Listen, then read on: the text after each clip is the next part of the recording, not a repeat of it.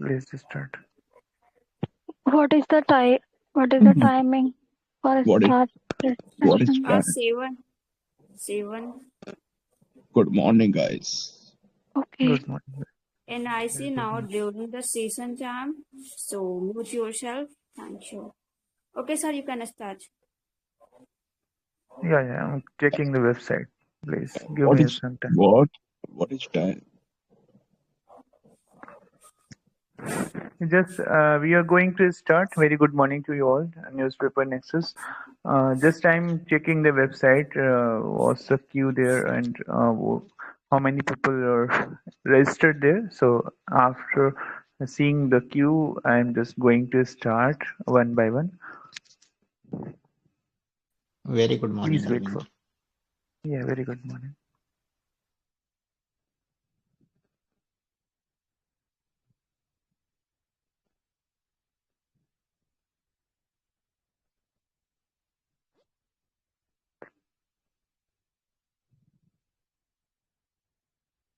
Kindly register until I'm seeing the website.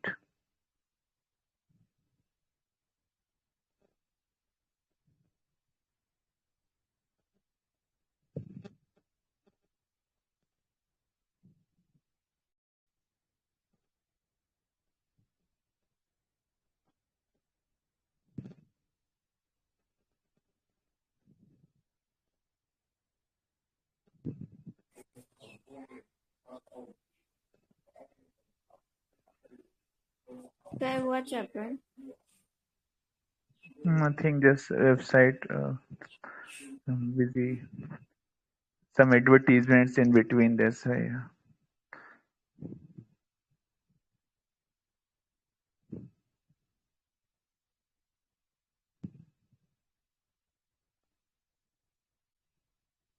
Kindly tell me who is the first one. You are the first one, Siddhi.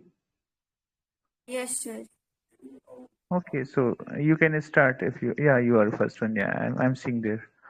So you start with your article. All the best. Thank you, sir. I will read article 14. 14. Yeah. Okay. Okay. Good luck. Start. Thank you, sir. Can an invectum will keep malaria from being transmitted at the Format in Kenya research found malaria case dropped by 26% among children aged 5 to 15 year children living farther from untreated areas enjoyed even greater protection. Well, the world's fight against malaria made remarkable progress in 2015. The momentum has declined of late in 2023. Malaria claimed nearly 6 lakh lives, 95% in the African region. India has made dramatic progress too, with malaria cases dropping by over 80% in the last decade. However, some districts in Odisha, Chhattisgarh, Jharkhand, and Northeast continues to struggle with uh, pre- persi- persistent transmission. This lingering threat has revived attention toward the major administration of systematic insecticides that work from inside the human body, or this inheritance has reportedly stood out as the most promising. Since the 1970s, ivermectin has become a cornerstone of global campings against river wilderness and lymphatic failures. A surprising discovery later expanded its potential mosquitoes that with people treated with Embryomatids often dead or didn't live long enough to spread malaria. This sparked uh, renewed interest in using invariants as a vector control tool in malaria endemic creation. Subsequent modeling and plot studies suggested that misadministration of live injection could help lower infection rates while sharing the mosquito population. To test this idea in the real world, scientists launched the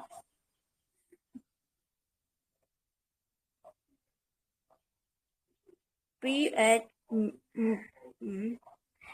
trial in Kenya and Massachusetts, and the findings were published recently in New England Journal of Medicine.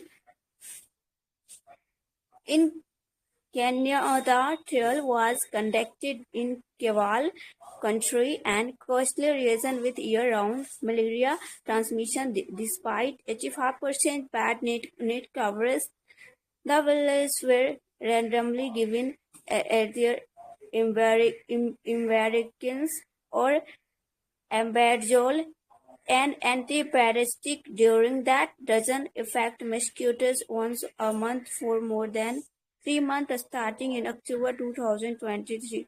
Children aged 5 to 15 who are among the most vulnerable were them monitored for 6 months.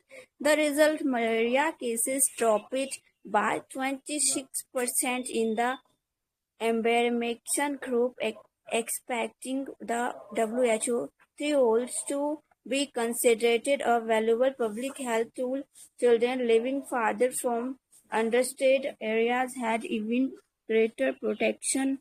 More than 5,000 dozen were administered during the study, and the particular participants reported no serious side effect. However, the trial excluded pregnant women and children under 15 kg of body weight.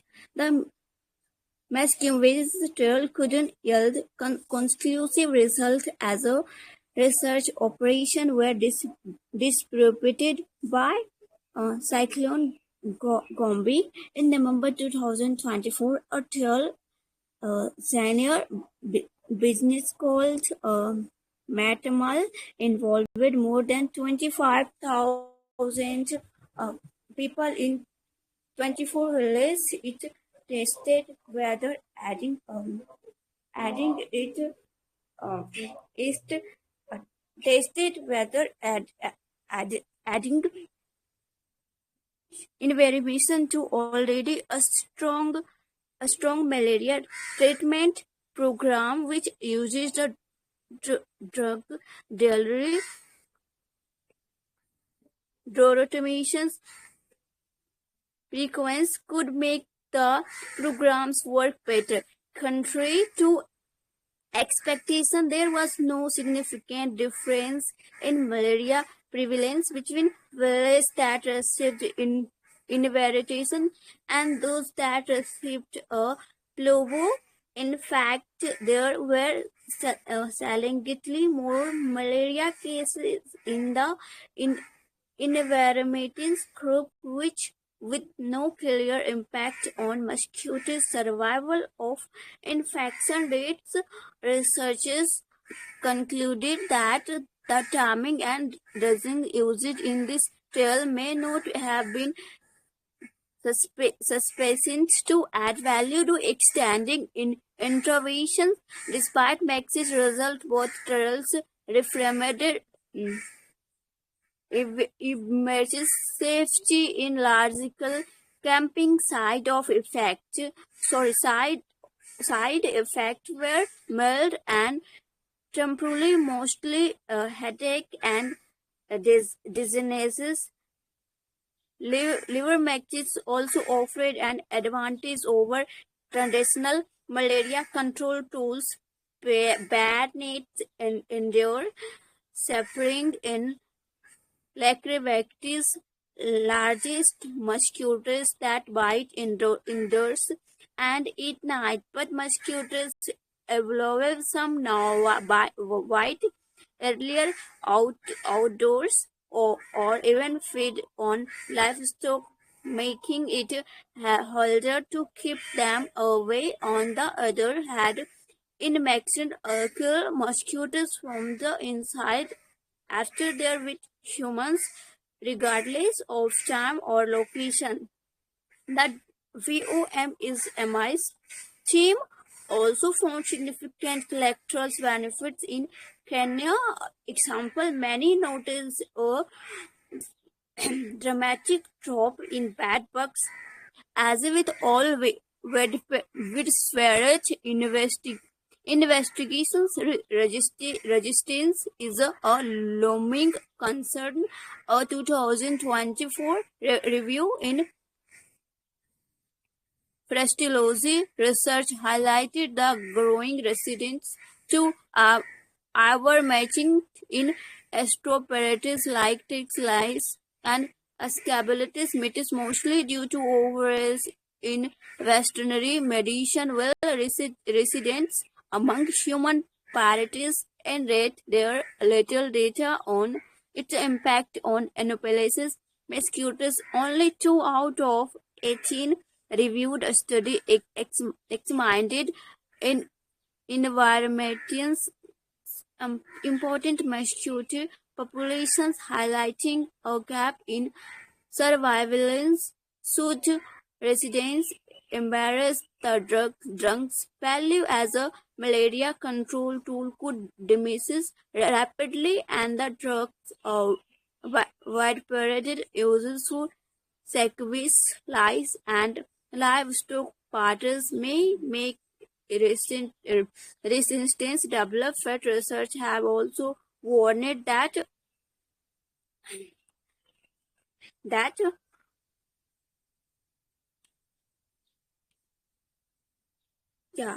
closely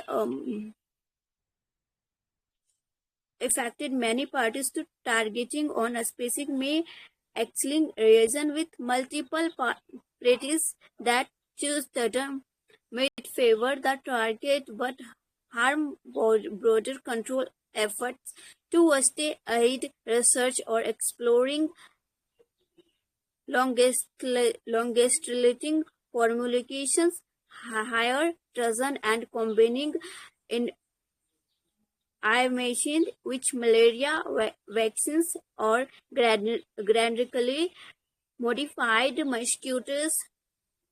Manjira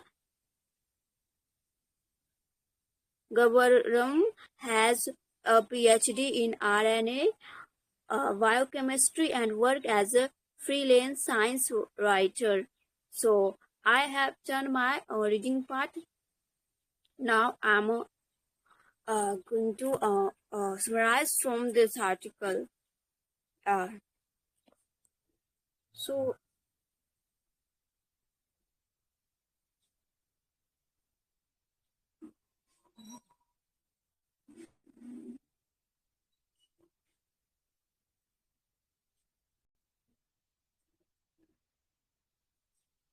yeah, so this article mention is a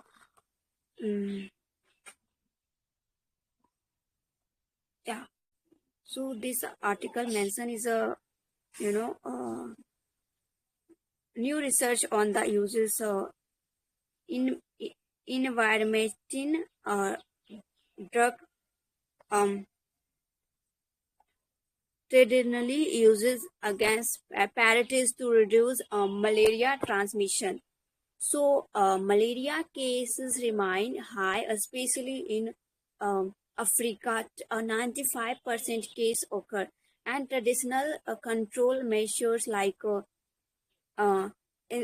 insecticide-treated nets and anti-malaria drugs faces challenges such as instead resistance and in Kenya, children aged 5 to 15, 16% drop malaria case, most monthly, and children means children living fathers from unrated areas enjoyed even greater protection. So, in mosquitoes, results were less clear, partly due to disruption from cyclone. Over 56,000 dozen were administered safely with no serious side effect. So, uh, so Affirmation shows promise in reduced malaria transmission, especially among older children, but more studies are needed to refine doesn't prevent residents and maximize its potential as a global malaria control tool. So yeah, that's all from my side.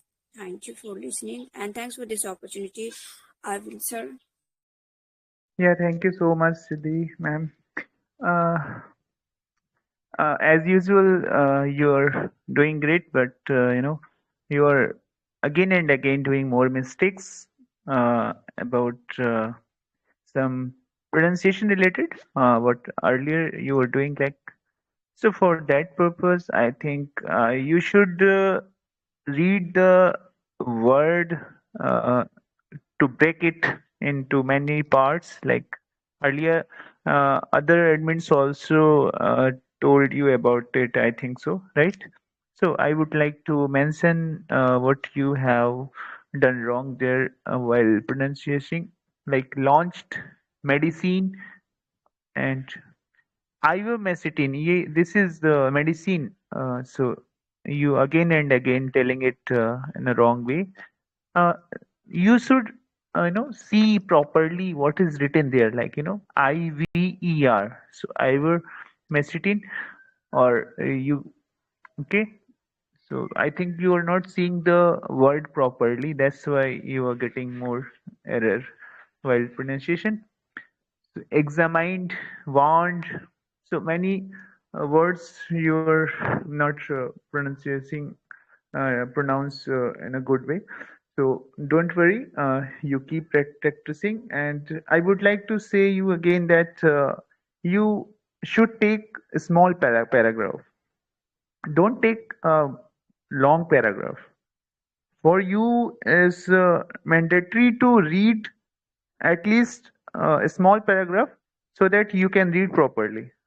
You don't try to read the long paragraph, because you have to be very correct pronunciation and understanding. So for that purpose, you for the next session you should choose a small paragraph so that you can be very comfortable about the all words and pronunciation. Thank you so much, Siddhi, for participating.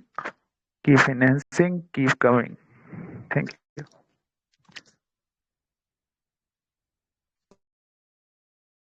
Hello, good morning, Arvind sir. Good morning, Siddhi ma'am. Yeah, very good morning. Yeah, I want to request to Siddhi ma'am. Siddhi, whenever you select your article and in a queue, so please mention your article number, because you today Yeah, you didn't. I have mentioned in the chat box. Please see, Sani. Okay. Now I will read article number 3. I have already mentioned. Actually, I have Oh, selected this okay, article no also. problem. I will ask you, and yeah, you should mention while registering. Right. Okay, Okay, thank you. now second number, next participant is Amber. Amber is there? Yes, I am here, Arvind sir. Yeah, very good morning, Amber. So Good morning to all. you are ready to rock Yeah, the article? yeah. I'm ready. Okay. All the best, and tell me the article number also, because you have not Yeah. written there. No, I wrote My article number. Okay, Fourth tell me. number. Fourth Fourth number. art. Yeah. Okay, Yeah. okay, go ahead. All the best. My article name is We Have to Raise Ourselves as Parents to Walk Our Talk. How to Raise a Boy, Rasmi Chauhan. I think it is a story of a mother.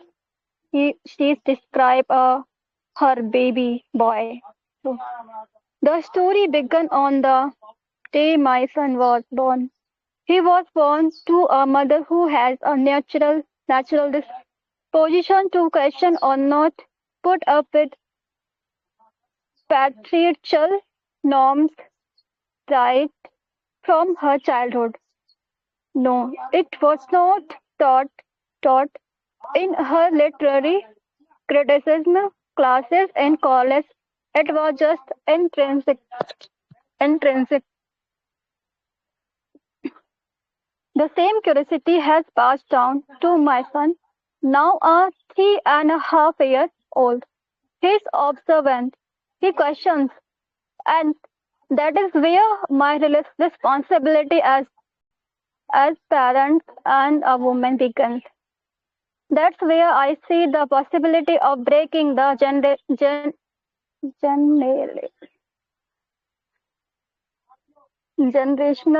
transfer of stereotypical roles and social indoctrination. Uh, indoctrination. My answer lies in addressing his curiosity deeply, and in some cases, by simply proving it. I may not always succeed, but I try.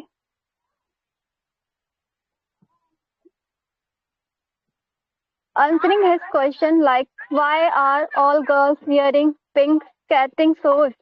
As she learned on the boundary of the ring. It's a good opportunity for me to grab. While at his age, explaining the social gender concept behind blue and pink can be complicated. He is certainly aware of one thing we parents often talk about with him: choose choices. The pink skating shoes could also be a matter of preference or a personal choice. It is it's the same as the decision he had made to keep his hair long, even while occasionally questioning why do girls have longer hair than boys. Okay, so I will only read at this paragraph. Okay, I will not able to continue uh, further completing this paragraph. So now I'm going to how to summarize this paragraph. So it is a story about a mother son. So her son, when he he was approx 3.5 years. So that time children asked to mother's question. So what is this, mom, and how to use this? What's this?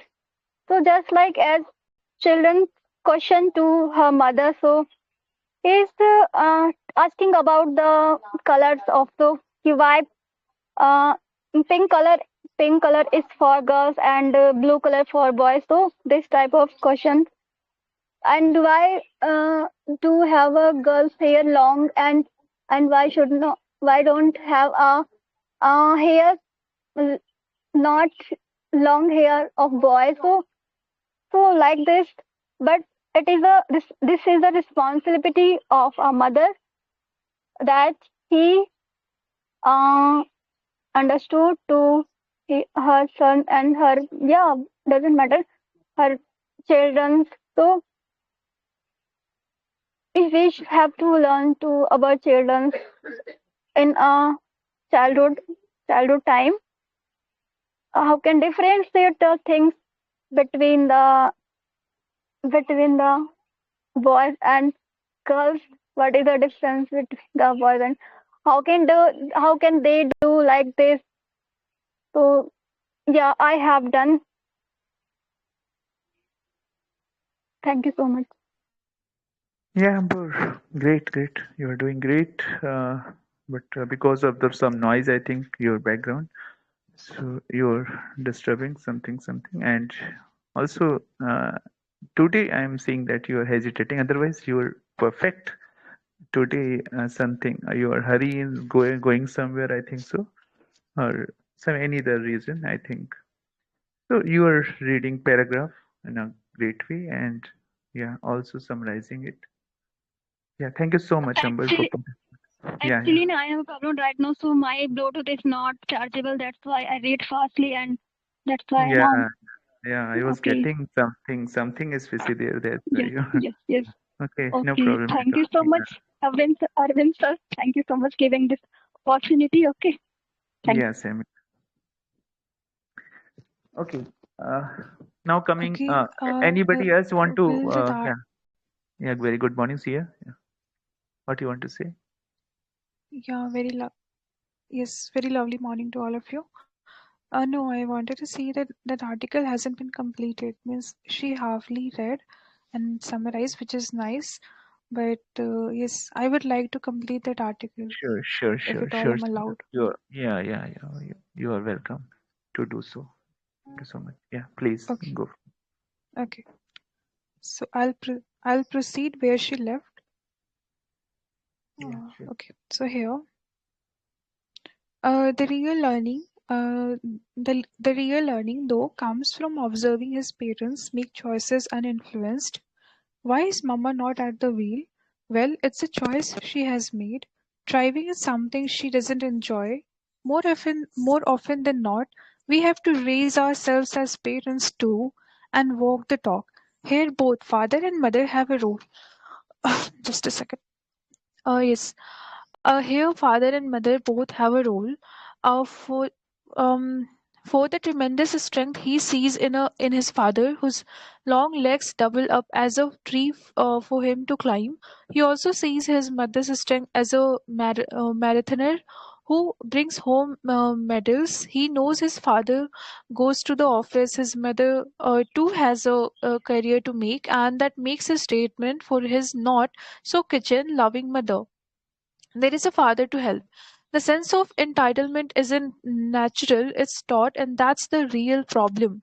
It's an entire process of social conditioning, patriarchal culture, and as parents, we hope to do away with it. My son see a father who does not reflect such behavior and a mother who disapproves of such entitlements.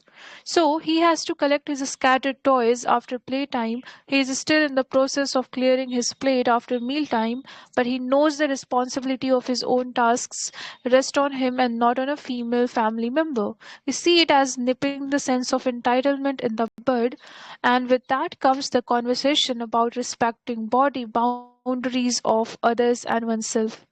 Our discussions arise from questions like Mama, all right, so there is a Hindi phrase, I'll skip that what makes a woman, etc. We talk about biological differences and sexual safety without any euphemism.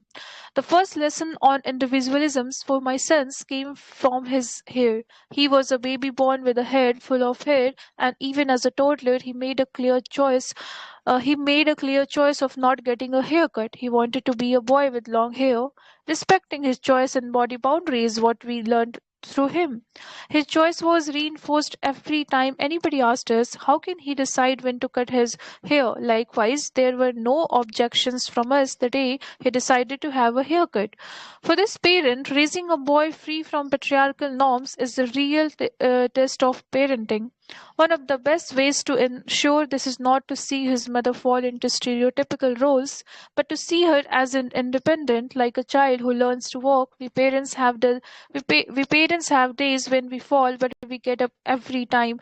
There are tough days when we fail, but we are raising a boy, and we are raising ourselves too. So the writer is a researcher. All right, so let's not mm, highlight that part. Alright, so now, okay, sorry. Now the reading part is done. Let me quickly summarize this as well.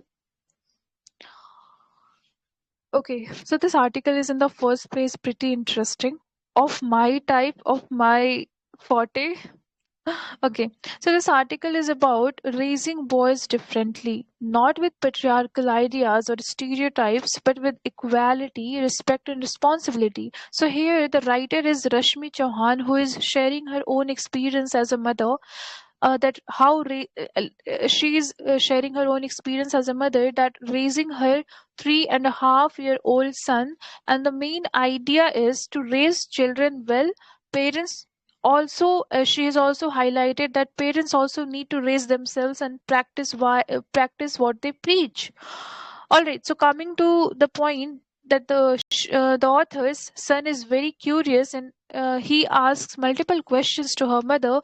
And in that, the first question is that why are all girls wearing pink shoes, or why do girls have long hair? And instead of ignoring him, his mother uses these questions as opportunities to explain choices and gender stereotypes. For example, pink is not just for girls, it's a matter of preference. Likewise, long hair or short hair both are personal choices. So she tells that the real learning for kids is not from what parents say, but from what they see. For instance, her son knows his mother does not enjoy driving, so she does not do it, and that's fine because choices should be respected. And the child learns that everyone, whether mother or father, uh, can decide for themselves. Moving on, the boy learns responsibility too.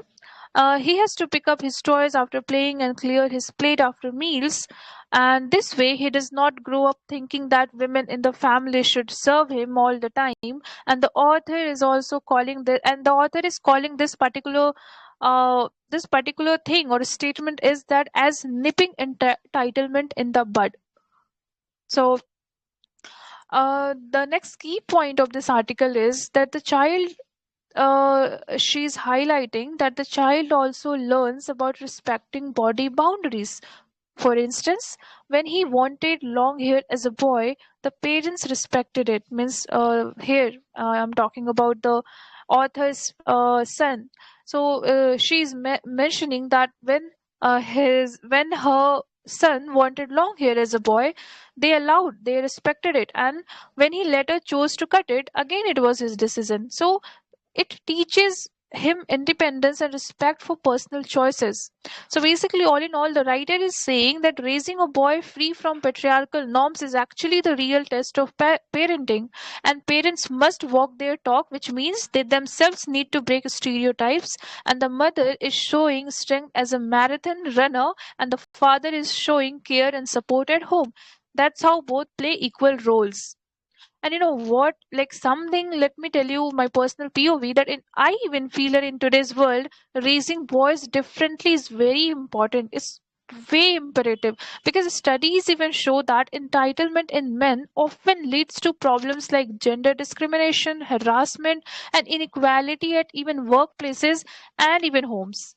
So, if we teach boys early about respect, equality, responsibility, and so on, so we are not just raising good sons, but remember, also good future husbands, future fathers, and future citizens. And let me tell you, many countries today are even starting this gender neutral parenting movements where they are not pushed into blue for boys or pink for girls stereotypes.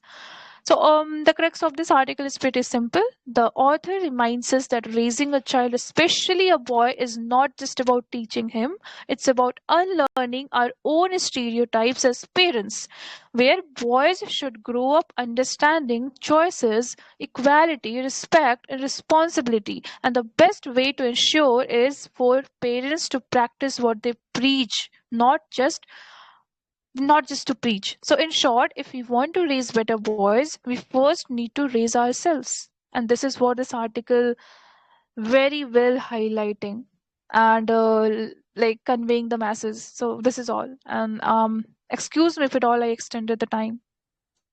Yeah, no problem at all. Sia, you did very great way. Everything, wow. Yeah, I was listening to you very carefully. So thank you so much for completing it and yeah, explaining in a very good way. I know you could not control yourself when it comes to about this article. That's why you came just and explained in a great way. That's very nice thing. Yeah, thank you so much. Yeah.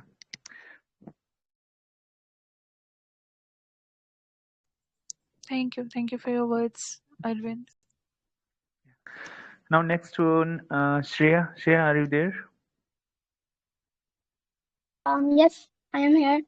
A very Yeah. good evening, good morning Yeah. to Very, all of very, you. very, very good morning, Shreya. Which article you want to read and explain? I'm going to read the first article. Okay, okay. Sure, sure. All the best. Okay, thank you so much for giving me this opportunity to participate in the session. Okay, so I'm going to start. BMW incident that killed official woman driver gets bail, court cites CCTV footage. Mirza Thakur, New Delhi, September 27. A Delhi court on Saturday granted bail to Gaganpreet Makkar, who was allegedly driving the BMW involved in the accident that led to the death of senior finance minister official Navjot Singh on September 14.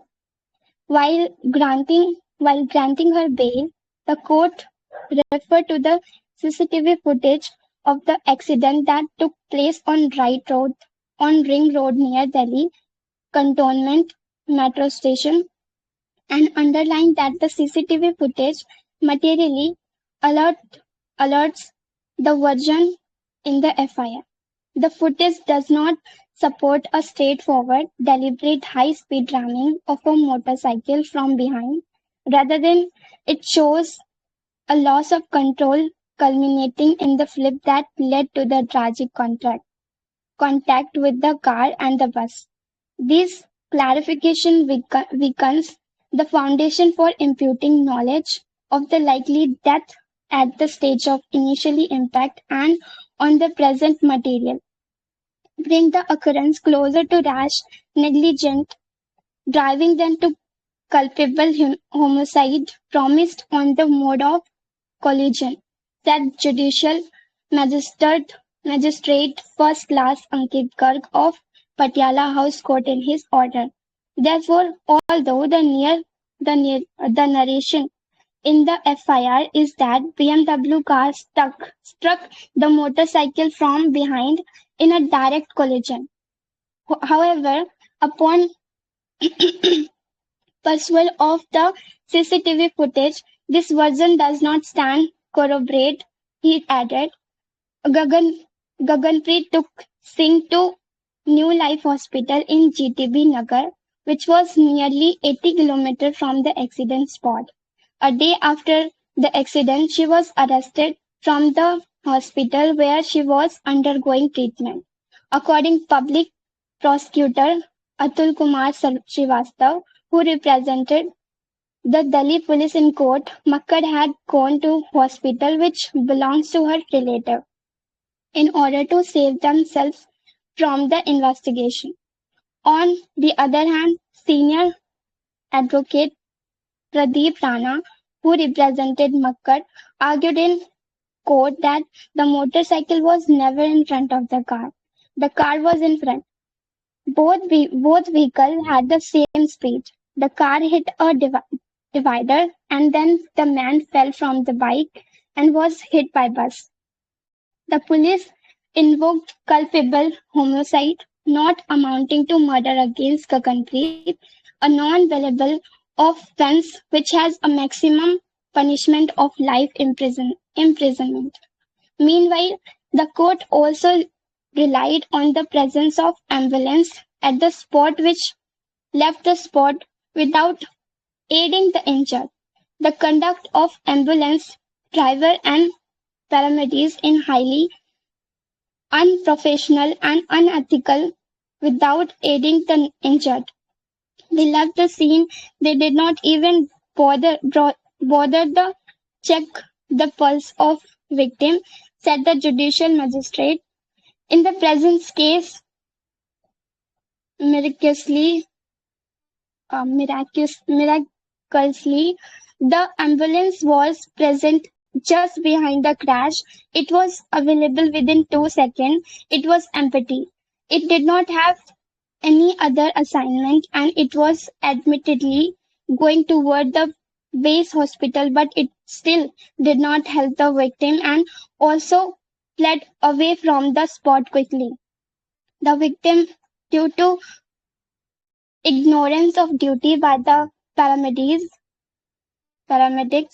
was taken almost after 7 minutes of the accident toward the hospital, he added. The judge also said the CCTV footage showed that the accused did not absent ab- abscond from the spot. Okay, I am done with my reading part. So I have to elucidate what is exactly I have read in article. So this article is about the Delhi.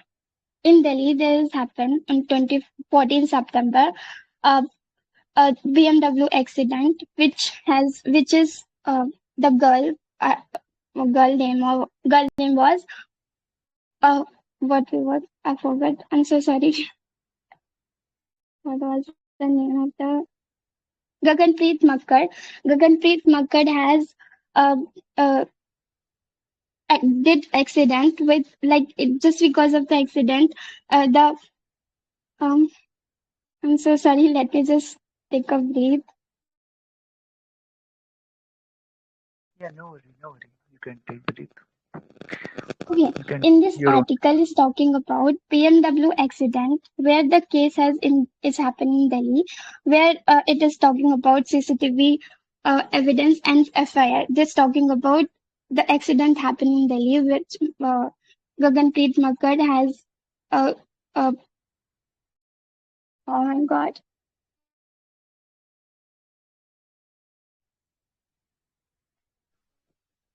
Okay, Shreya, no problem at all. Uh, yeah, you are doing great. While reading the article, you good thing is that you were pronouncing some words some wrong way, and then you corrected yourself that word again. So you did it, I think, 3 or 4 times. So this is really very good thing if a person correcting himself uh, without saying others. So this is really good thing I'm saying.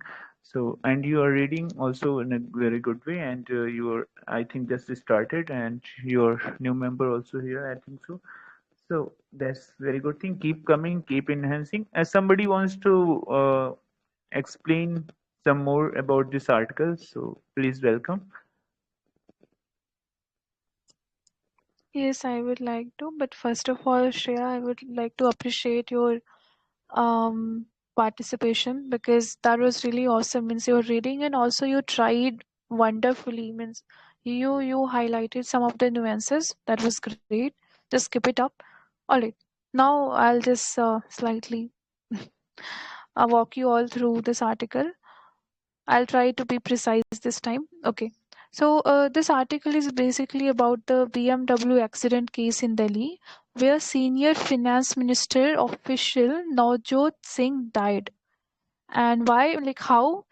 Because of the woman driver Gaganpreet Makkar, who was accused of driving the BMW. Well, it's not that she's the one. Means, let's see.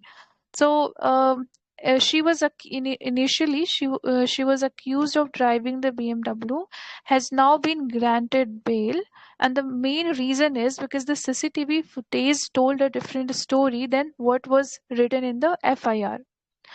So the FIR said that the BMW directly hit the motorcycle from behind in a straight collision, but the CCTV showed something else.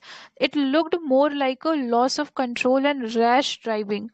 So it was not a planned or deliberate hit. So the court said it does not fit into culpable homicide, which means knowingly causing death. You know that you were causing death to someone.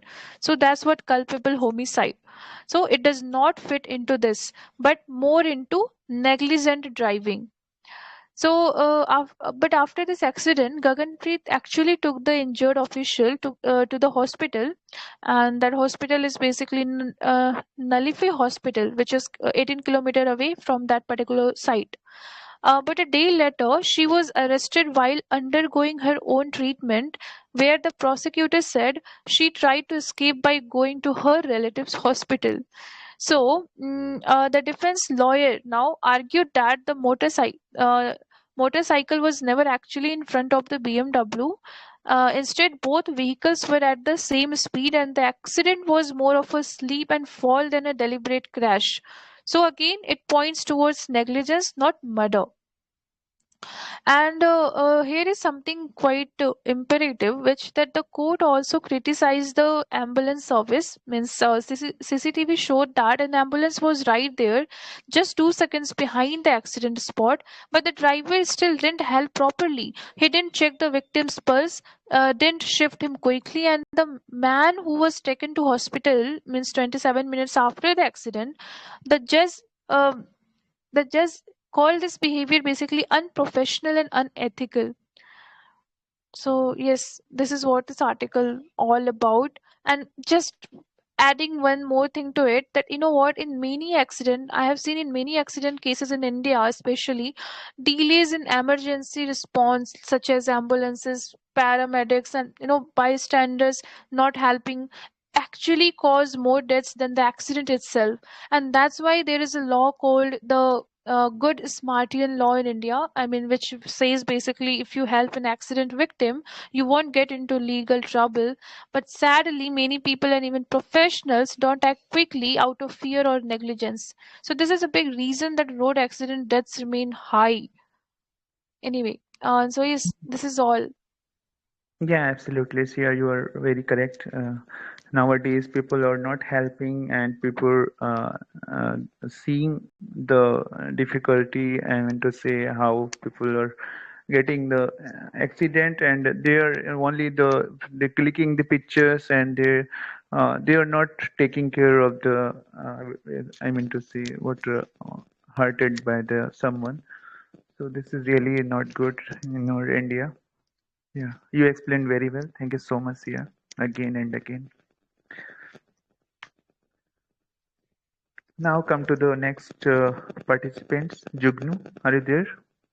Hello. Yeah, Jugnu. You Good very good morning. morning. Yeah, very good morning. So which article you want to read? Article number 2. Article number 2. Okay, go ahead because it's running out of time. Okay, go Okay, ahead. I All want. the best. Okay, thank you. CM summons issued the Jubin manager, festival organizer, must appear by October 6. Urge singers fans not to take Assam like Nepal. Assam Chief Minister Hemant Biswa Sarma said Saturday that summons has been issued against North-East Indian Festival organizer Syam Kanu Mahanta and Jubin Garg's manager Siddharth Sharma in the singer's death case. On Facebook Live, Sharma said Mahanta and Sharma, who have issued the statement through social media, that they are avoiding returning to Assam fearing for their safety, must come to Guwahati and record their statements on the October 6, feeling failing which the police will intensify a search operation for them. Sharma also said that all of Mahant's bank accounts have been frozen. We want justice for Jubin. And from the stuff out in public forms and police probe so far, Mahanta. Sharma and a few other have to answer for a lot through this Facebook Live. I want to tell Mahanta and the Sarma, do not taste public patience, he said. Sarma appealed to people to uh, not make Assam like Nepal. In the name of Jubin, aimed reasoning mass outrage demanding state action on the connection with the singer's uh, ultimates, un, ultim, un, ultimately that on the September 19 girls that has targeted mass ammoing and the outrage in Assam. This outrage is all largely directed towards Mahanta and the Sarma, with the fans raising allegation of the negligence and the mismanagement on their part in the light of the girls' that health issues. He had reportedly experienced breathing trouble while swimming during on the outing on a yacht in the Singapore, and the certificate of the death issued by the Singapore out out through out through T city recorded recorded and the candidation leading to the death as a drowning, and the SIT has been set up to provoke a case lodged with the CID against Syam Kanu and Syam Kanu Mahanta, Siddharth Sharma, and the other under the action of the BNC, partnering partnering to the criminal conspiracy culpable homicide not amounting to the murder and the causing death by the negligence.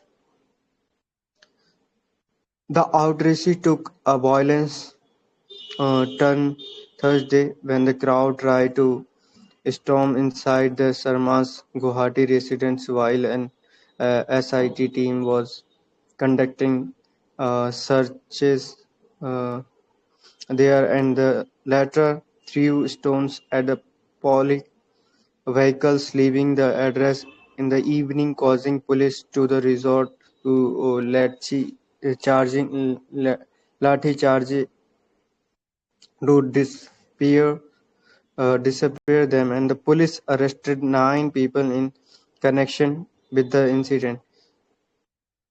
Spe- Speaking during the Facebook Live session, Sarma said, "This is Jubin's Assam. For whatever reason, we can't let Assam become the Nepal." For some days in the some social media, the example of Nepal's being given in Assam, we will give the example of uh, Lachit Bharpu Khan. Oh God.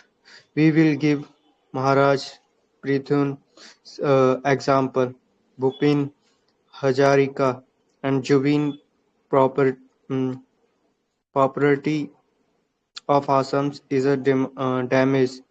The most hurt will be Jubin Garg, because this is Jubin's Assam. There, uh, there cannot be anti-government politics. We can't make Assam Nepal in the name of Jubin. Yes, I am done with my reading part. Sorry for I have mispronounced some word here. So sorry for. Now let's move towards the summarizations part. So this article mentioned that Mr. Chief Minister Hemant Biswa Sarma's response to the death of the population singer Jubin Garg. He he died because of drowning in Singapore, September 19, and the first autopsy was founded. First, also autopsy was done in Singapore, and doctor diagnosed that he had an aquaphobia disease. That's mean fear of the water. But apart from that, he went there, and there were some organizer, the from the northeast organizer, uh, festivals organizer, uh, Siddharth Sharma, Gars manager, and the other one was Syama Kanu Mahanta. He was no. Syama Kanu Mahanta was a organizer, and the Siddharth Sharma was a manager of his Northeast Festival organizer. So they were at the moment with him when he died, and he was the iconic singer of the Assam. Now we lost huge things from the Assam. And I would like to mention about something, Mr. Jubin. He was not only the artist, he was the voice of the voiceless. He also stood by the those who cannot, who couldn't go against the government. And sometimes he delivered political speech from his festival or events. And the other thing is about him, uh, he recorded 40,000 plus 40,000 plus songs. This is the record of recorded song uh, in 14 languages. I heard last day when I was joining Assam's newspapers anchors podcast. And the other thing I found this article, that they are suspicious.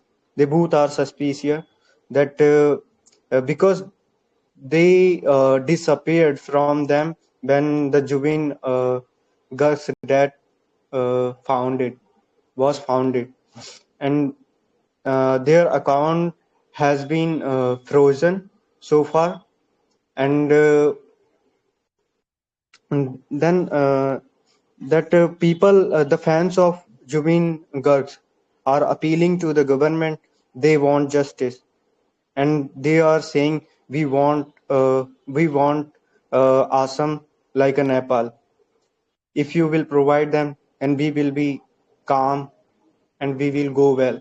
If you cannot provide them, they are then they will be not responsible for those things which gonna be happen in Assam. Then people cannot hold their anger, and they have totally lost their anger because uh, Mr. Jubin came people together, and he didn't saw up saw showed people as a caste basis. He thinks like people are equal in his eye. People were equal in his eyes. Yes. And the other thing is about this article.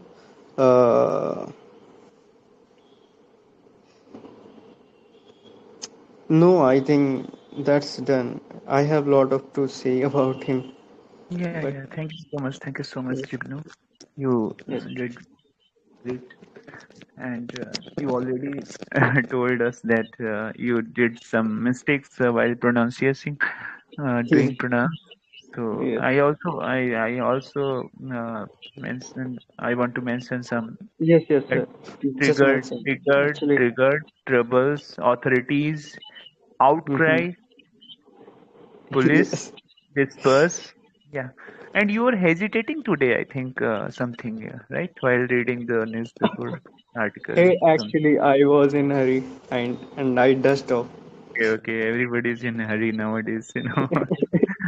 is not a strange thing. Okay, but you are reading, so I think you should take a very, I meant to say, short article. Then you will be perfect. I think so. Thank you so much, Jignu, for explaining and for reading the articles in front of us. Thanks. Thank you so much. Oh, welcome. Now, one and one, Shia,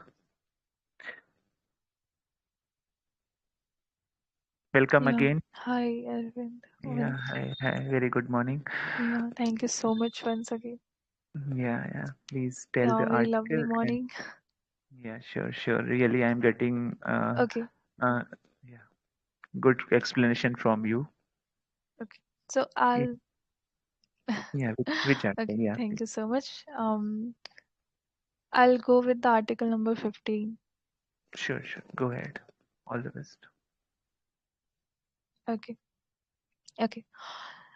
So this article, the headline of this article is Virtual Minister, and the subheadline is Dela. Albanians' decision to make Albania's decision to introduce the world's first AI minister aimed at reducing corruption has sparked both political and ethical criticisms. This article has been brought to us by Aditya Narayan. Okay, just allow me a second. My father is saying something to me.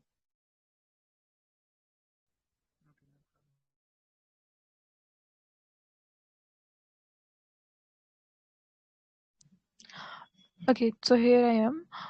Thank you for that. Okay, so to start off as an assistant and end up as a minister in the span of 9 months is nothing short of a meteoric rise. If only AI could be held to the same standards as humans. For Albania, unveiled earlier this month, DLA, the world's first AI minister that would take care of its public procurement process after having served as a virtual assistant on the government website since January. The Balkan country, which nurses hopes of joining the EU, has been riddled with corruption. Apart from accusations of being a haven for money laundering and trafficking of drugs and guns by gangs, the government's tender processes are allegedly plagued um, by graft hindrances on the nation's path towards the EU.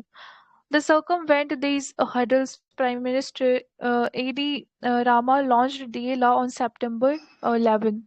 Having come to power for a fourth consecutive term, Mr. Ram says De Rama or Ram. Okay, Mr. Rama says Dela, which translates to son in Albanian, will ensure that public tenders are 100% free of corruption. Embodying a embodying a woman's person and dressed in traditional Albanian attire, Diela will be the first cabinet minister who isn't physically present but is virtually created by AI, Mr. Rama said. That puts Diela at odds with the country's constitution, which mandates that a minister must be a mentally competent competent citizen above 18 years of age, with Humphrey in the UK and Albert in France. Digital assistants aiding in bureaucratic works is not new, but vesting decision making powers in an AI system is unprecedented. Diela, in its earlier avatar as a virtual assistant, boasts of offering more than 1,000 services and uh, and issuing 36,600 digital documents to citizens. As it steps into the minister's shoes, the board possesses the credentials of a novice, that it is based on large language models that power the popular ChatGPT and Gemini, and it's developed in association with Microsoft does little to allay concerns for Mr. Rama's administration remains tight-lipped about human oversight regarding the virtual minister. Criticisms against the initiative have been twofold: political and ethical. Opposition Democrats have termed it yet another eye wash reform of Mr. Rama, be it attending international. Why like is it separated? I always find it. Oh, anyway, so international meetings in sneakers, welcoming Italian Prime Minister Giorgia Meloni on one knee at an EU European Union meet in capital Tirana, or the ban on TikTok in the country. The 61-year-old socialist leader has a penchant for hitting the headlines. Men versus machine.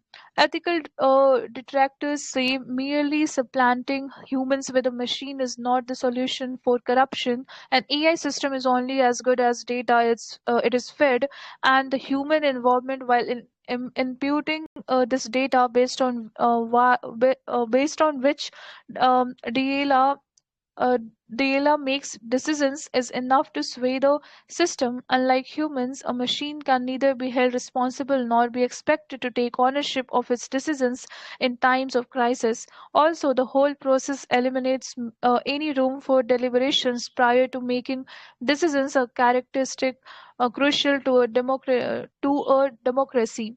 Speaking on his behalf, Dela had said at the launch, the Constitution speaks of institutions at the people's service. It does not speak of chromosomes of flesh or blood.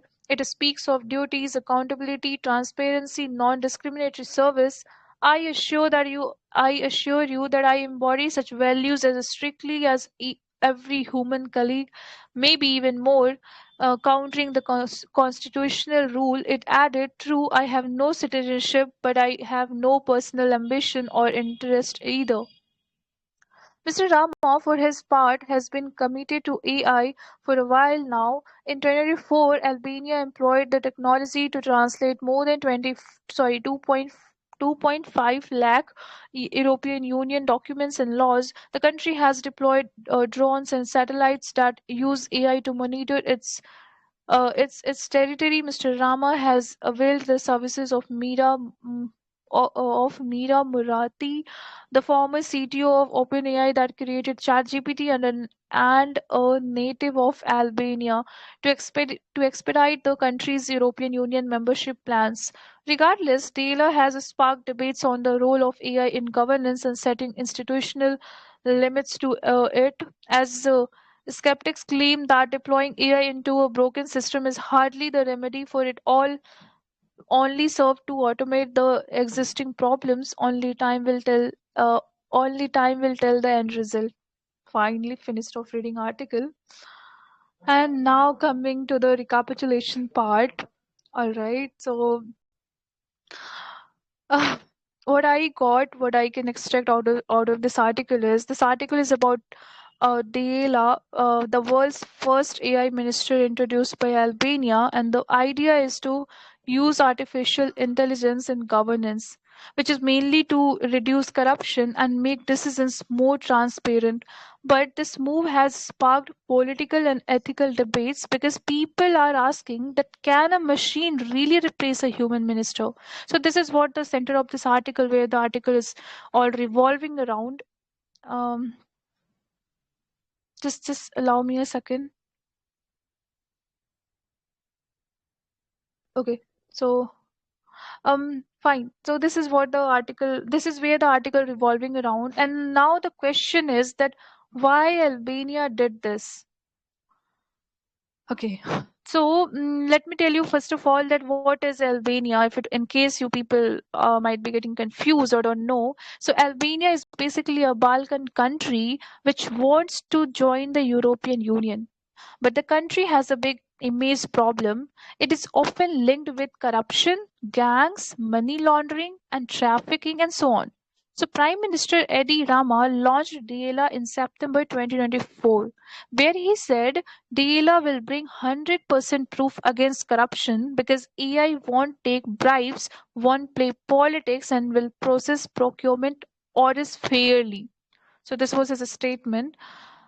All right. So now coming to the point that what in case you people might be wondering what exactly is DLR, let me tell you. Let me briefly mention it. So DLR basically it started earlier this year as a virtual assistant on the government website where it is helping citizens with 1,000 plus services and it is answering 36,000 plus digital requests. But now it has been promoted to a minister level role where the AI is powered by large language models, which is pretty similar to ChatGPT and Gemini, and they are developed with help from Microsoft, and it's named Dela, which means sun in Albanian. All right, so now I hope that it's pretty distinct for all of you that what Dela is or what Albania is. So coming to the point that coming to the next highlight, which is that what is the controversy here in this article? So the Albanian constitution says a minister must be a mentally competent citizen above 18 years. Means critics argue that Dela is not a citizen, does not have rights or responsibilities like humans, and cannot be held accountable if something goes wrong. So here, now on this, opponents are saying that corruption is a human problem, and replacing humans with machines won't magically fix it. So machines only reflect the data they are trained on. So if the input is biased, the output will also be biased. So that's what this article is. That's what this article is conveying the masses. And here I would like to add this, briefly adding this, that I know what this is not the first time AI is stepping into governance. Even in the UK, you see that digital assistants already help with bureaucracy, but giving AI decision making powers really at the ministerial level is something very new, outlandish. Also, Albania has been using this AI in other ways too, like I don't know, monitoring its territory with drones and satellites and all these. And it is also translating even EU laws, means European Union laws, and hiring experts like Mira Murati and which is basically the former CTO of OpenAI. So yes, so this is what this AI tool is doing. And the crux of this article is pretty simple, that Albania made history by creating the world's first AI minister, which is Diela. And the aim is simple, to cut corruption and bring efficiency. Where supporters they call it futuristic and transparent, while critics say that it's unconstitutional, it's pretty risky, and it can never replace human judgment. But I will leave you all with this, that the bigger question is, should machines be allowed to make decisions which affect real people's lives? Well, this is a question for everybody. You can wonder, you can ponder, you can contemplate over it. So thank you. Thank you so much, Shia, for explaining everything. And you have more knowledge about all areas, and you have a good vocabs also. Yeah, I'm getting everything about you. You're really great, and we are getting very grateful to get you like a good speaker and explainer also. Thank you so much, Shia, participating. Keep participating. Keep enhancing yourself and to us also. Thank you so much. Yeah, S. Sani, are you there? Mm, Morning. Much appreciated, gentleman. Yeah, thank you. Good S. morning. Sani, yeah, Arvind. very good morning. Very good morning. You are ready with your article? Article number, I think, 3rd, right? Yeah. 3. Yeah. Yeah, go forward. Okay, all the best. Okay. Good morning, all of you. I am reading article number 3rd.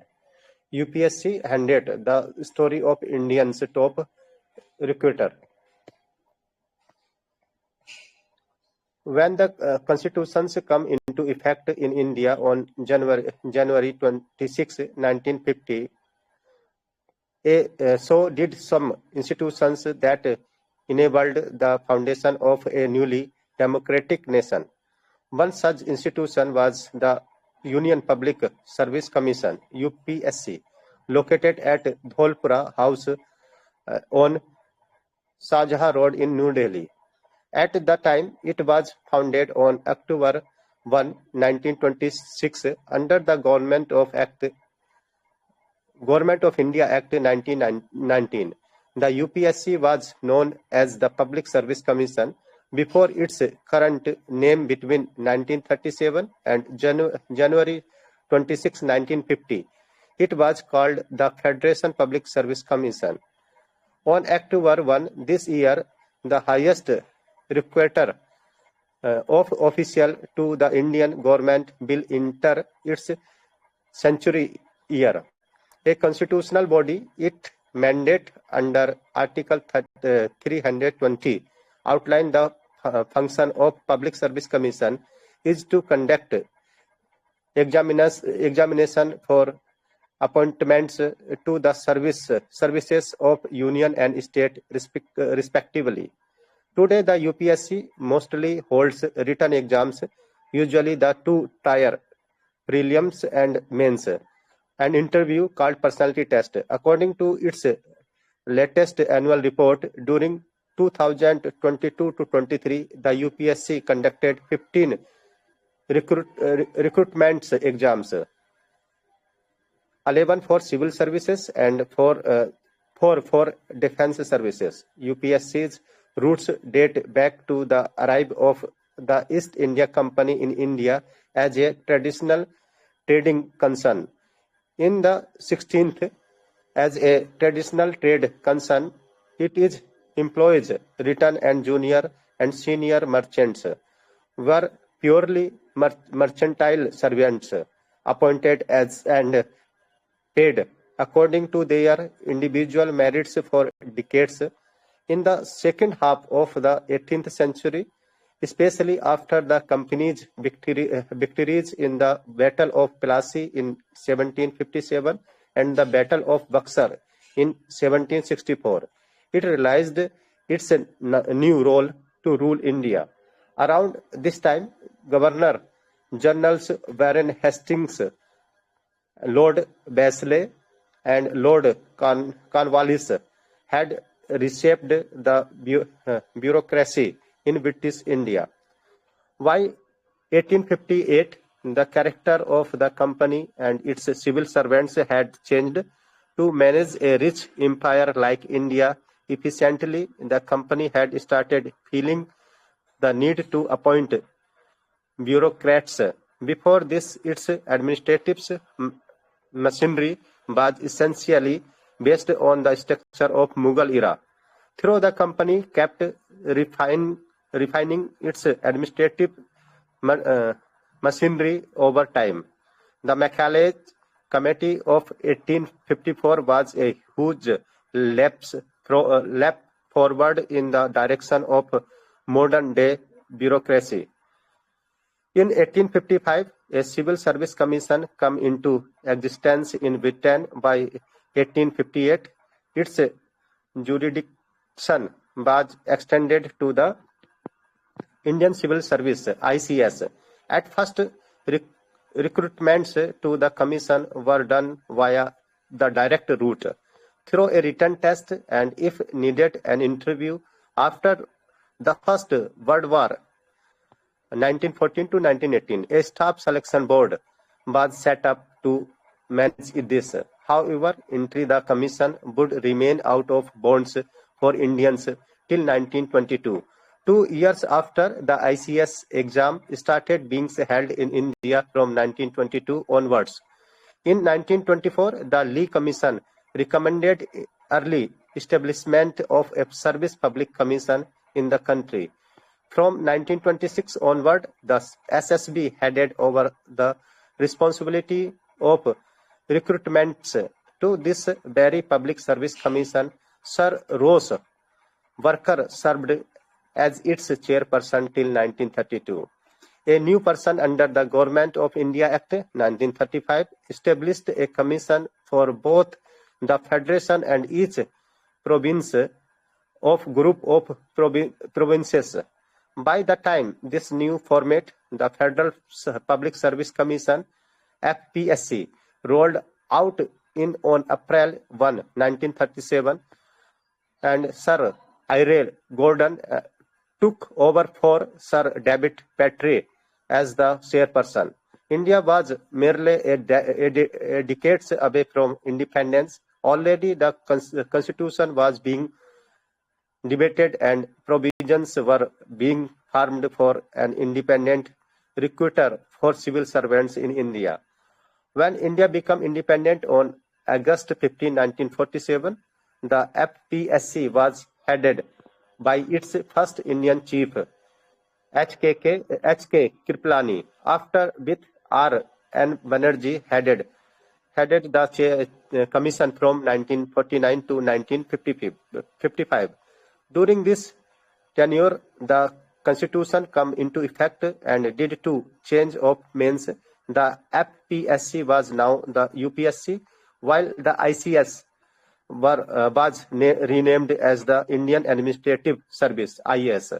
The UPSC's most prestigious examination is the Civil Service Exam, CSC. Nearly 10 lakh candidates apply for preliminary test, Civil Service Aptitude Test, or CSAT, for recruitment to the 3 All India Services, IAS, Indian Police Service and Indian Forest Service, and several other services called Center Civil Services. In 2022 to 23, the UPSC received and processed 33.51 lakh applications. Despite the massive number of applicants, fee for UPSC exams is among the lowest compared to that of several state public service commissions. The UPSC's Dholpur House headquarters were its shift in 1952 to has an interesting backstory. Belonging to the erstwhile Raja of Dholpur, Uday Bhan Singh, it was transferred to the government after independence when the Raja decided to merge his state with the Union of India. The Raja was then appointed as the Raj Pramukh, similar to governor of the Matsya Union, a state created with the merger of some princely states after independence. This building continues to be the house of UPSC. Over the year, the UPSC institutes several reforms with it has also disclosed several details related to its exams after right to information (RTI) queries were fielded through its resisted the law at first. Various commissions and committees, the first Administrative Reforms Commission of 1966, headed by Moraji Desai, and later by Hanumanthe Naha. The Throat Panel of 1967, headed by Lieutenant General S.P. Throat. The Kothari Panel of 1976, headed by Daulat Singh Kothari. The Satish Chandra Panel of 1989 and 1999. The Allah Committee of 2021, headed by Baike Allah. The PC Hotta Panel of 2004 and the Arjun Nagavaskar Panel of 2012 to have shaped the UPSC's current recruitment pattern. At its enters its century years, both central and state level service commission are struggling to retain their credibility, especially in the back of malpractice by candidates like Pooja Khedkar, who was dismissed as an IS officer in 2024.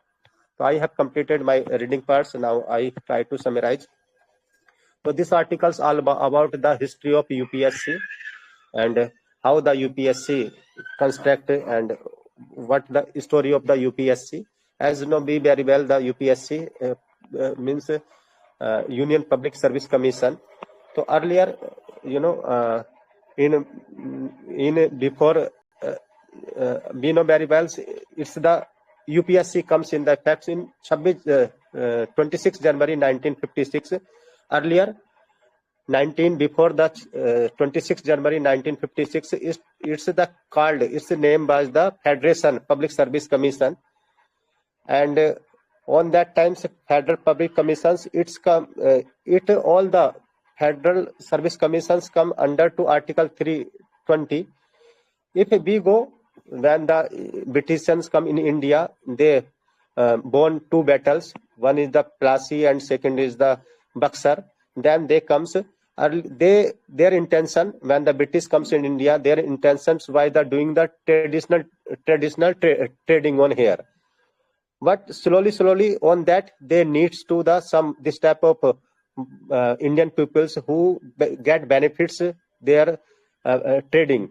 So that's why they just start to some appointment, and earlier then after Macaulay comes in 1934, and slowly their intention should be changed, and they were thinking to that we should govern we should hold all the Indian peoples, and we should rule the India. So in what happens in 1922, there was a commission held. That commissions is ICSE exams. That commission ruled by the British government from the London, and but on that commissions, the Indian peoples they can't participate. But later on, when 1935, a federal commissions come in the force. On that federal commissions, this commissions comes, and and some Indian peoples they can participate. They can eligible for the exams. Earlier there was only the merit based exam. There was only the interview exams they can select. So there was no competition, more competition on that time. But when India got freedom in 1947, and when the Indian constitutions come in the effect in 26 January 1915, there was the one, H.K. Kirplani, and the later on the Banerjee. They just elected to the chairpersons of that commission. Now the UPSC is the we can say three types of divide in the three services as like IAS, Indian Police Service Commission, and third is Indian Forest Service Commission. And as you know very well, it's now the Union Service Commission, Public Service Commission. It is the reputed exams who provides the IAS officers and the officers, and it's the high required exams, and 33.27 lakh candidates they apply for these exams.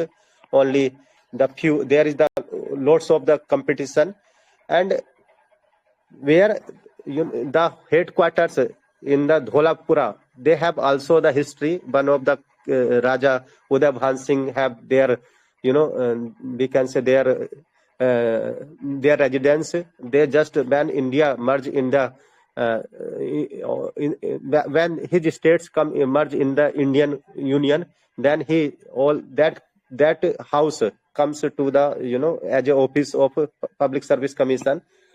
So now the some reform also changes, and now we can say it is the time to time. So now it is good for the, we can say it is the reliable exams. It have the validity, and it's the transparency also. Some candidates they can't go without the knowledge. So we can say it is the high reputed exam, reliable exams, valid exams, and that is the for all it is the good things for our for the Indian peoples who have to more knowledge, and the applicants also. So that's all about from my side. Thank you. Thanks.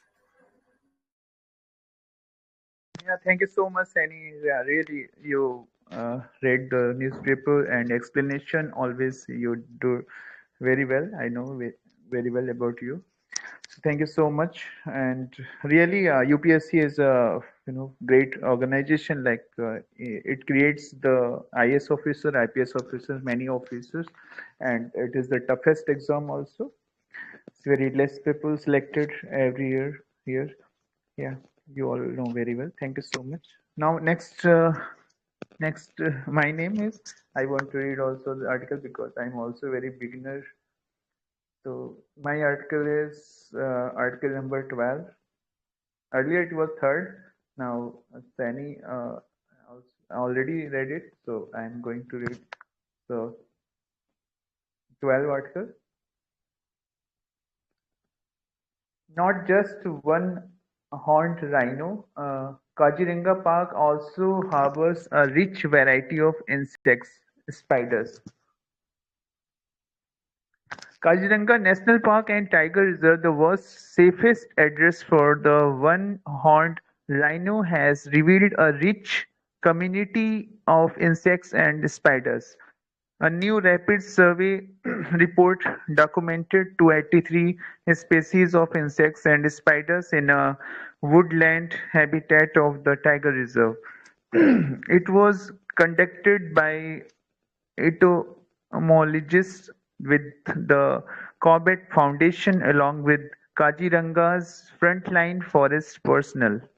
The report and related information booklets were released on September 26 by Kamakhya Prasad Tasha, the MP representing the Kaziranga Lok Sabha constituency, Khumtai MLA Mrinal Sakia, and Assam's Principal Chief Conservator of Forests Vinay Gupta.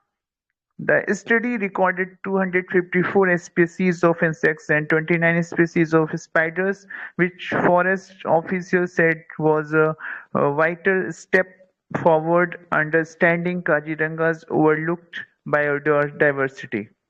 They said the findings highlight the urgent need to take insect conservation seriously, especially as climate change threatens to accelerate species loss.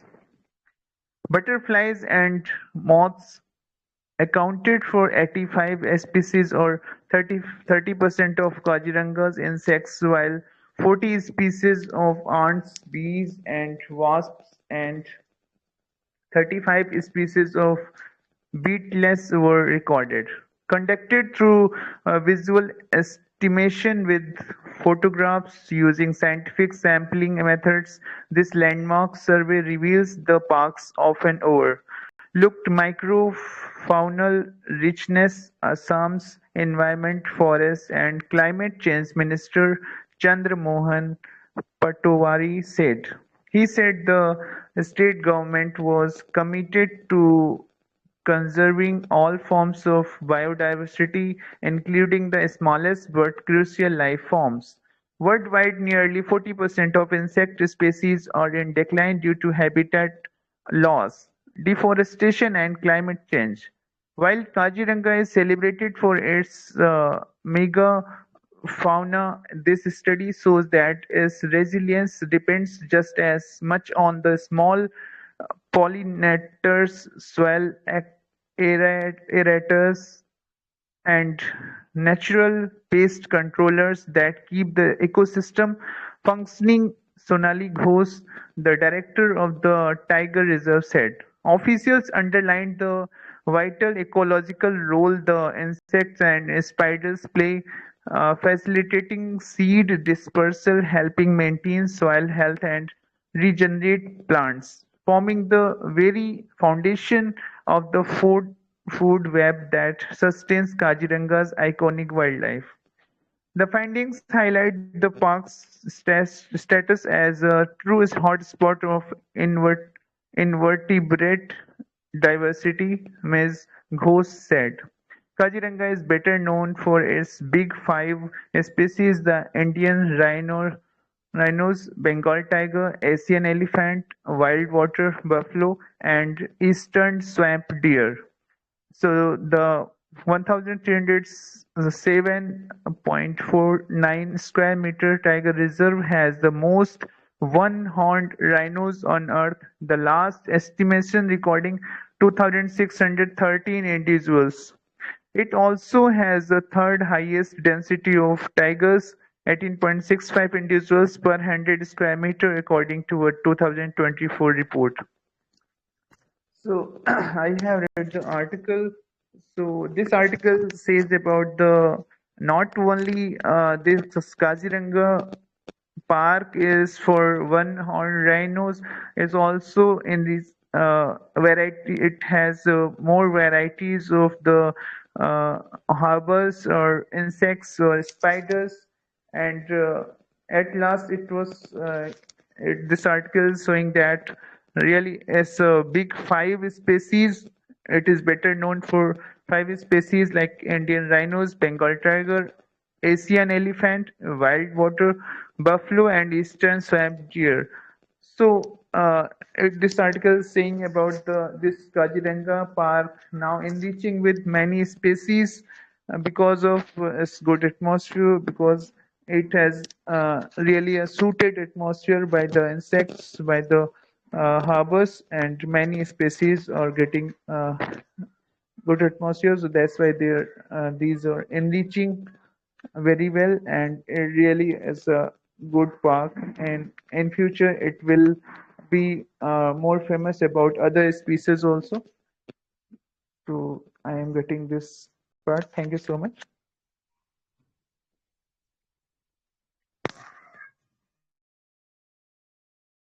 Now tree Truman is here. Yeah, I'm here, sir. Yeah, please start. You article number 11. Very good morning. And yeah, please start because time is running out. Okay, please start. Thank you. Go ahead. Thank you, sir. Good morning, everyone. The article number is 11. Deeply saddening. Parties condole Karur stampede deaths. Ask catchers to extend help. As Tamil Nadu actor politician Vijay's rally witnessed a stampede in Karur, killing at least 35 people and leaves dozens injured. Condolences poured in from across the politician spectrum, with Prime Minister Narendra Modi wishing strength to families of the victims. The unfortunate incident during the political rally in Karur, Tamil Nadu is deeply saddening. But my thoughts are with the families who have lost their loved ones, wishing strength to them in this difficult time, praying for a swift recovery to all those injured, said PM Modi. Union Minister Union Home Minister Amit Shah said he was deeply painted by this tragic loss of lives in the stampede. I pray to the Almighty to give them a strength to bear this grief and for the speedy recovery of the injured, said Shah. Defense Minister Rajnath Singh said the loss of innocent lives is truly heartbreaking. Lok Sabha leader of opposition Rahul Gandhi urged Congress workers and leaders to extend every possible support to the victims and their families. Congress President Mallikarjun Kharge said he was deeply distressed by the unfortunate and tragic stampede. We extend our heartfelt condolences to the bereaved families. Our thoughts and prayers are with them. He said Congress General Secretary and Wayanad MP Priyanka Gandhi Vadra also urged all Congress workers in the region to promptly um, assist the injured and support the families and authorities in relief efforts. Tamil Nadu Chief Minister M.K. Stalin expressed concern over people sadly taking ill due to the stampede-like situation at the crowded TVK rally. The news from Karur is worrying. He said, I have contacted former Minister Senthil Balaji, Health Minister Subramanian, and the district collector to provide immediate support to the civilians who are fainted due to the crowd and have been admitted to the hospital. The chief minister said in the post on X. The government the government also announced a compensation of rupees 10 lakh each of the families of the victims. Stalin also instructed School Education Minister Anbil Magesh Poyamudi uh, from the nearby Tiruchirappalli district to provide necessary assistance to the injured on a war footing. So I have done my read part. Now I'm going to summarize this article. So this article about that the yesterday's incident happened yesterday night during the newly announced party TVK led by actor Vijay. It led to the yesterday happened a rally in Karur which left uh, 36 people dead due to the stampede-like situation. So many peoples across the state have uh, shared their condolences to the families who have lost their loved ones. So this says that PM Modi have shared his condolences and wishing strength to them in this difficult time, praying for swift recovery for those who have injured, and also Union Minister Amit Shah and um, Defense Minister Rajnath Singh have shared their condolences.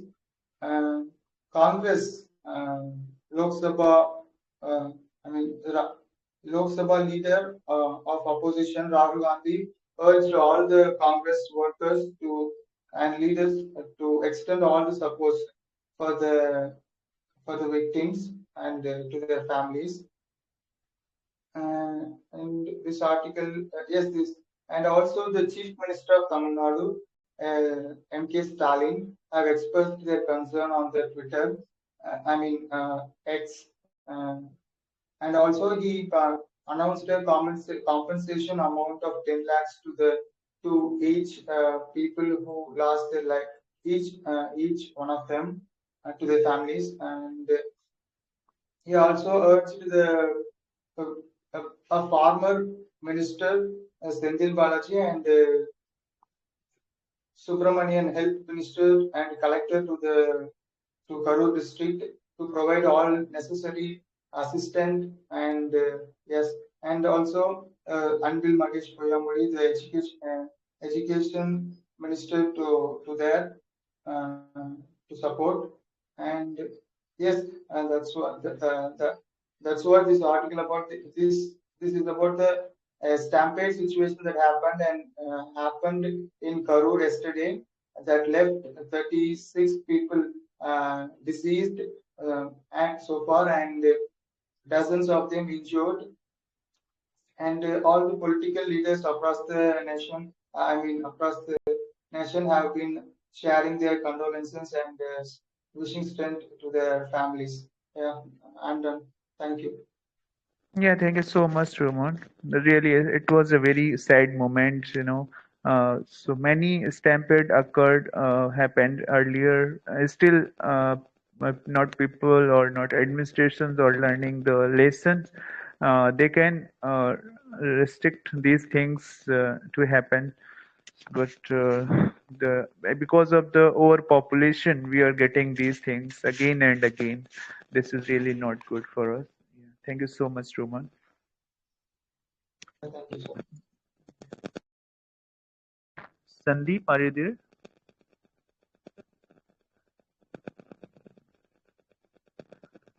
Sandeep, please tell if you are there because we are running out of time. So we are in hurry now. Sandeep is not there. So Saurav is there. Saurav, are you there? No. Okay. No problem at all. Khatmal is there. Oh, I'm not able to pronounce. Yeah, I mean, okay. Why you have named you as a Khatmal? Oh my God. I'm feeling bad while saying you Khatmal, right? Okay. No. Okay. Okay. You will start your article with article number 17, right? yeah, If it is big, so kindly distribute into two parts because we have some less time. no, it's small. Okay. Okay. So start. Go forward. Okay. All the best. Okay, so the article topic, we are not the finished article, Morgan. The article is written Vivek Krishnan in Dubai. India's perfect record in this year's Asia Cup was preserved by its dramatic victory in the Super Over against Sri Lanka in the final game of Super 4 phase on Friday. It provided a few areas, however, for Surya Kumar Yadav's men to ponder over in the tune-up to the defense of the T20 World Cup in February and March next year. Ahead of the final against Pakistan on Sunday, India bowling coach Morne Morkel acknowledged that the team is yet to tick all boxes in this campaign. I don't think we have played the complete game in this tournament so far. After every match, there have been discussions on areas where we would like to improve and get better at, said Morkel on Friday. In all departments, work needs to be done. We are by no means we are by no means the finished article, and we know that. At the halfway stage of Friday's game, India's total of 202 for 5 seemed set to facilitate a convincing win. But in the absence of Jasprit Bumrah, he was rested for the inconsequential contest. The bowlers were challenged by Pathum Nisanka's onslaught. The more we can find ourselves in sticky situations and execute well and take the learning from that, that's how this group is going to grow, Morkel reflected. So, yes, sometimes it is frustrating from the side if we don't get it all together, but there's a bigger picture in mind. With just a day's break before the final, Morkel underlined the importance of the bowlers receiving sufficient rest. The best way to recover is to sleep and stay off your feet. It is about getting massages and getting mentally ready for a big battle on Sunday. It's a quick turnaround, so playing this smart is going to be key, he said. Yeah, so the article is over. Let me summarize it. So India is currently playing the Men's Asia Cup tournament, like where they have won all the matches quite convincingly. But in the last match, I think day before yesterday, uh, it was a tie match and they had to play a super over to win the match. So that's what Morne Morkel, the India's bowling coach, is talking about, that it was a sticky situation and they haven't performed well in all departments combined till now. After every match, they discuss that how they can improve and be better in the upcoming matches. And then he also talks about today's Asia Cup final with Pakistan, that uh, they need to. The final has only one gap in between the last match and today's match. So Morne Morko is talking about the recovery of the bowlers and that they need to be mentally prepared for the big battle today. Mm, yeah, so yeah, that's it. That's the article. Yeah, thank you so much, Khatmal. You read very nicely. You have a good reading part and explanation also you did. So great way. Yes. Thank you so much. Keep enhancing yourself and to us also. Thank you so much. Now, welcome Harsh Rawat. Hello, are you there? No. Okay. Short is not there. So hello, Gurbani, are you there? Yes, sir. I'm there. Yeah, very Very good good morning. Very morning. good morning. I didn't think that you will get the chance, but God has given you chance. Yeah, that's very nice thing. Thank you so much Okay. coming here and yeah, and explaining many ways according to articles, many GK things also you are explaining in chat box. That's very good, nice thing. Yeah. So start with your articles. Which article you are going to read? Actually, you already read 12 Oh, article. May I again read it? because Yeah, I no, like no this problem topic. at all. Still, we are not getting many vocabs and many things. We is not. Yeah. Okay, you start. Thank you Okay, so much. Okay, good okay, luck. thank you. So I'm reading 12 number article. Not just one-horned rhino, Kaziranga Park also harbors a rich variety of insects, spiders. The Kaziranga National Park and Tiger Reserve, the world's safest address for the one-horned rhino, has revealed a rich community of insects and spiders. A new rapid survey report documented 283 species of insects and spiders in the exclusive habitat of the tiger reserve. It was conducted by entomologists with the Corbett Foundation along with Kaziranga's frontline forest personnel. The report and related information booklets were released on September 26 by Kamakhya Prasad Tasa, the MP representing the Kaziranga Lok Sabha constituency. Khutmai MLA Mirnal Sekia and Assam's Principal Chief Conservation of Forest Vinay Gupta. The study recorded 254 species of insect and 29 species of spiders, which forest officials said was a vital step towards understanding Kaziranga's overlooked biodiversity. They said the findings highlight the urgent need to take insect conservation seriously, especially as climate change threatens or ac- accelerate species loss. Butterflies and moths accounted for 85 species or 30% of Kaziranga's insects, while 40 species, 14% of ants, bees, and bats, and 35 species, 12% of beetles were recorded. Conducted through visual stimulation with photographs using scientific sampling methods, this landmark survey reveals the park's often overlooked microfaunal richness. Assam's Environment, Forest and Climate Change Minister Chandar Mohan Patwari said. He said the state government was committed to conserving all forms of biodiversity, including the smallest but crucial life forms. Worldwide, nearly 40% of insect species are in decline due to habitat loss, deforestation, and climate change. While Kaziranga is celebrated for its manufacture, it is manufacture. This study shows that its resilience depends just as much on the small pollin- pollinators, soil aerators, and natural pest controllers that keep the ecosystem functioning. Sonali Ghosh, the director of the Reserve, said officials underlined the vital ecological role the insects and spiders play, facilitating seed dispersal, helping maintain soil health, and regenerate plants, forming the very foundation of the food web that sustains Kaziranga's iconic wildlife. The finding highlights the park's status as a true hotspot of invertebrate diversity.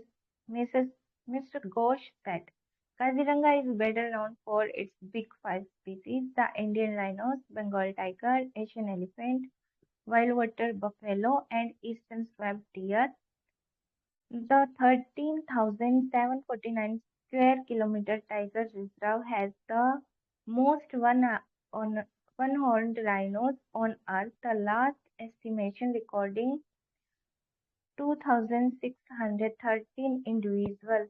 It also has a third highest density of tigers, according to a 2024 report. So I'm done with my reading part, and like you summarized it really well, but I wanted to summarize some GK part. Like Kaziranga is the national park or also a birdlife sanctuary.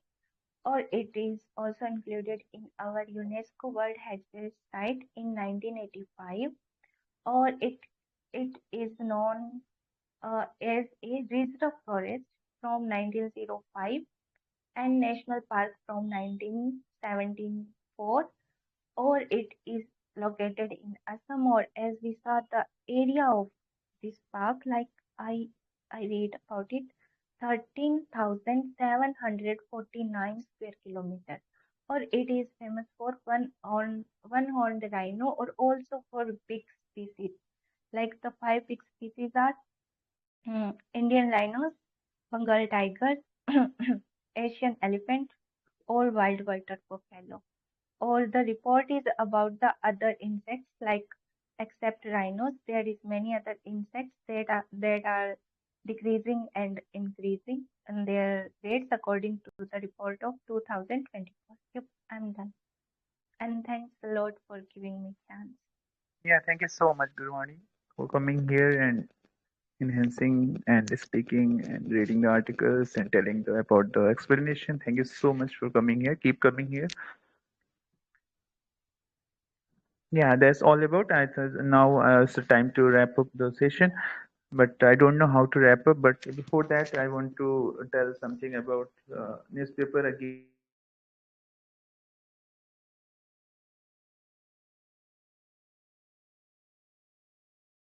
Because really it's a great session through which we can get more things like we enjoy vocabs, we understand how to read the newspaper, and we get many things here. We also get a good people here who is reading nicely, so we can understand also from those people that how was the way to read the article. And through reading the article, we always get the knowledge of the word, and we improve our language and help in exams and interviews, make us very confident, and also be aware about the more things. Thank you so much for coming here. Keep coming and keep enhancing yourself. Thank you so much. Bye bye. Take care.